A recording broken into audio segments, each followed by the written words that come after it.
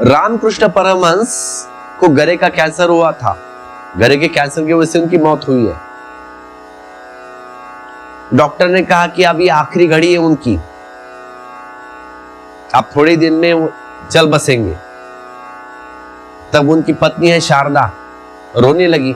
स्वभाव था, पति है, रोना तो आएगा। तो रामकृष्ण ने कहा मत रो,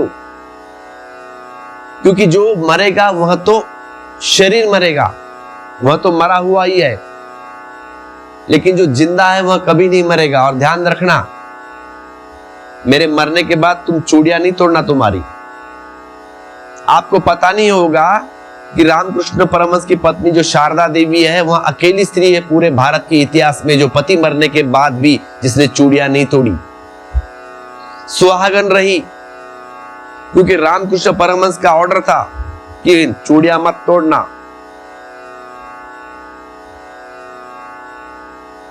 तूने मुझे चाहा था कि इस देह को चाहता? तूने किसको प्रेम किया था, मुझे या इस देह को? तेरी मर्जी। अगर तू मानती है शरीर को प्रेम किया है तो चूड़ी तोड़ देना, नहीं तो नहीं। अगर मुझे तू सही में प्रेम करती है तब नहीं तोड़ना। अगर तुमने मुझे प्रेम किया था तो मैं नहीं मरूंगा तेरे लिए, मैं सदा उपलब्ध रहूंगा। तो रामकृष्ण जाने के बाद शारदा माता ने चूड़ियां नहीं तोड़ी। ना शारदा माता ने आंख से एक आंसू की बूंद भी निकाली है। लोग समझते हैं कि इतना भारी धक्का, पति मर गया। तुम देखते हो कैसे पत्नियां रोती है, लेकिन शारदा मां ने एक आंख से आंसू भी नहीं निकाला है। लोगों को लगा ये पागल हो गई, विक्षिप्त हो गई, लेकिन ऐसा कुछ नहीं था।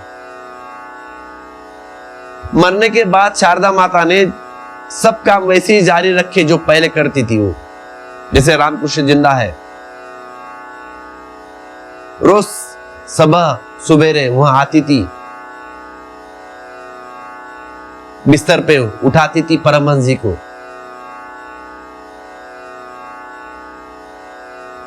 अब उठो परमहंस देवा, भक्त तो आ गए। जैसे रोज उठाती थी, भक्त भी आ जाते थे। ये तो उठाती थी अपने पति को, परमहंस तो है ही नहीं। मसहरी खोलकर खड़ी हो जाती, जैसे सदा खड़ी होती थी। ठीक जब वो भोजन करते वैसी थाली सजा के सामने रखती थी,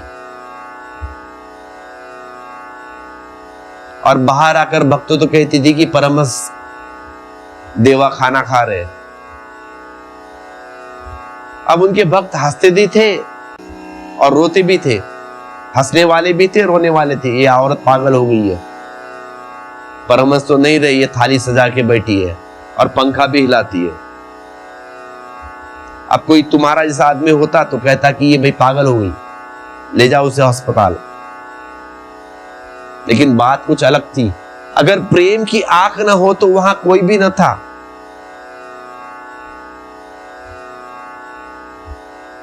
और अगर प्रेम की आंख हो तो वहां सब था। इसीलिए तो प्रेमी पागल लगते हैं ना। तुमने देखा होगा किसी को प्रेम में, लोग कहते ये पागल दीवाना हो गया। सब प्रेमी पागल दिखाई पड़ते हैं, क्योंकि उसे ऐसी चीज दिखाई पड़ती है जो सामान्य लोगों को नहीं दिखाई पड़ती। प्रेमी अंधा मालूम पड़ता है। और बड़े मजे की बात है कि प्रेमी के पास आंख होती है, लेकिन प्रेम आंख वाला, लेकिन प्रेमी आंख वालों को अंधा दिखाई पड़ता है। उसके पास आंख तो है, लेकिन हमको पागल दिखाई पड़ता है। ये पागल हो गया भाई प्रेम में, क्योंकि उसे जो कुछ दिखाई पड़ता है वह तुम्हें दिखाई नहीं पड़ता, और हमको लगता है ये पागल है। तो आखिर तक जो शारदा देवी है वह सदवी रही है। विधवा जैसे वस्त्र नहीं पहने हैं, पूरे सांस सवर कर रहती थी। प्रेम की एक ही बड़ी ऊंची मंजिल उसने पाली, रामकृष्ण उसके लिए कभी नहीं मरे। प्रेम मृत्यु को जानता ही नहीं, लेकिन प्रेम की मृत्यु में जो मरा है, प्रेम की मृत्यु में जो मरा हो पहले ही फिर प्रेम की अमृत को जान पाता है, उसके पहले ही प्रेम के अमृत को जान पाता है, क्योंकि प्रेम स्वयं में मृत्यु है। इसीलिए फिर किसी और मृत्यु को प्रेम क्या जानेगा। प्रेम स्वयं ही मृत्यु है, इसी दूसरी मृत्यु को प्रेम कैसे जानेगा? नहीं ना, नॉट पॉसिबल।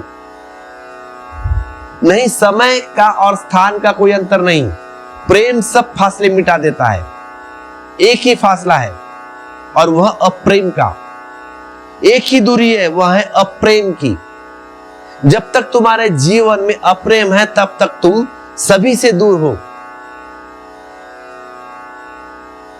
जिस दिन तुम्हारे भीतर जीवन में प्रेम जागेगा, प्रेम का झरना फूटेगा, तुम सभी के पास हो जाओगे।